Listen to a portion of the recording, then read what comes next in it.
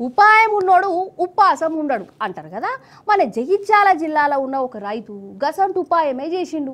ఏందంటారా? అయితే ఆయనకు కోతుల బాధ ఎక్కువైందటనొల్ల పండించిన పంటను కోతులు సత్యనా చేస్తున్నాయి అంట.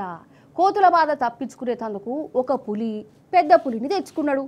అరే అవు అంటే పెద్ద పులిని ఎత్తుకొని మరి కోతుల మీదకి ఇడిచిపెట్టిండోల్లా. అగో చూడుర్రి మీరే మరి. ఇప్పుడు మనం జగిత్యాల జిల్లా చౌల మధ్య ఊర్లో ఉన్నాముల్లా. ఓర్నాయనో ఈడ జనం కంటే కోతులు ఎక్కువన్నాయి కదా. ఆగో మందకు మంద ఇడున్నాయి ఆడున్నాయి. ఆగో చెట్ల మీదకి ఎక్కుతున్నాయి, ఇండ్ల మీదకు పోతున్నాయి, చేన్లని చెత్తనా చేస్తున్నాయి. అయితే చిన్నారెడ్డి అనే ఈ రైతు చేనును ఈ కోతులు పగబట్టినట్టే చేస్తానేటనోళ్ళు కష్టపడి పండించిన పంటను చెత్తనా చేస్తాయి. వాటిని ఎంతసేపు అని కొట్టుకుంటా బెదిరించుకుంటుంటాడు. అవేమో ఇంకా మరలా పడుతున్నాయట. అందుకే ఇగో పులిని పట్టుకొచ్చిండు. అగో దాన్ని మంచిగా ఎత్తుకున్నాడు చూడు. అయితే అది ఒరిజినల్ పులి కాదు, డూప్లికేట్ పులి బొమ్మ. అగో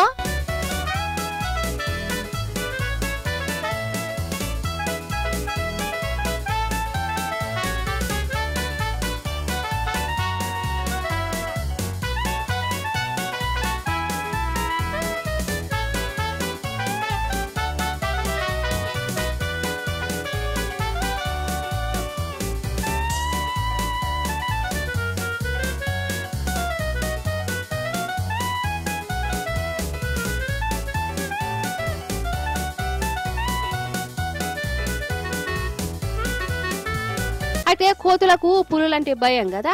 అందుకే వాటిని బొమ్మ పులితోని మతిమరిపించి ఉపాయం చేసింది చిన్నారెడ్డి అన్న. బొమ్మను గనకచ్చి పొద్దుగాల పొద్దుమీటికి చేన్న కడ పెడుతుందట. ఇక ఈ బొమ్మ పులిని చూసి కోతులు తడుచుకుంటున్నాయి. వామ్మో పెద్ద పులి వచ్చిందో అనుకుంటా ఇటు మొక్కాన్ని అతలేవట. అంతేనానే పెద్ద మనిషి. మాకు కోతుల బిడద తోటలల్లా అనేకమైన బాధలు కోతులతో. ఎట్లా దాని నిర్మూలన అని ఎన్ని చేసినా దేనికి భయపడతలేవు. ఒక పెద్ద పులి బొమ్మని యూట్యూబ్లో చూసి పెద్ద పులి బొమ్మని ఆర్డర్ చేయడం జరిగింది.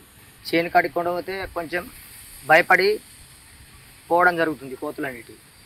అట్లాగే చేసుకొని వచ్చి మళ్ళీ మక్కల్ని మెట్పల్లి మార్కెట్లో పోయడం జరిగింది. దానికి కూడా ఇక్కడ మార్కెట్ పరిసరాల దాని పడిన చెట్లు చేయబట్టి అక్కడ కూడా కోతులు వస్తే రోజు పొద్దున తేవడం సాయంత్రం కొండపోవడం జరుగుతుంది. దాంతో మాకు కొంచెం కోతులతోని కొంచెం ఉపశమనం కలుగుతుంది. అగనట కానీ ఏమన్నా ఉపాయం చేసిండు అసలు. ఇక ఈ అన్న చేసిన ఉపాయంతో ఊర్లో కూడా పరిశాన్ అవుతుర్రు. మనిషికో పులి బొమ్మను కొనుక్కొచ్చుకొని చేనలో పెట్టుకుంటురట. అదన్నట్టు ముచ్చట.